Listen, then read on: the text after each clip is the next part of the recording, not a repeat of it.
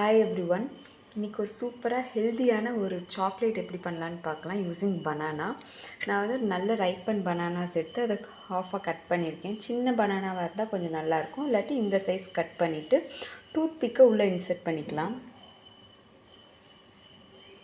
எல்லாத்துலேயும் இன்சர்ட் பண்ணிவிட்டு நம்ம இப்போ இதை ஃப்ரீஸ் பண்ண போகிறோம். நல்லா ஒரு 3 ஹார்ஸ் 4 ஹார்ஸ்க்கு இல்லை ஓவர் நைட் கூட நல்லா ஃப்ரீஸ் பண்ணிடலாம்.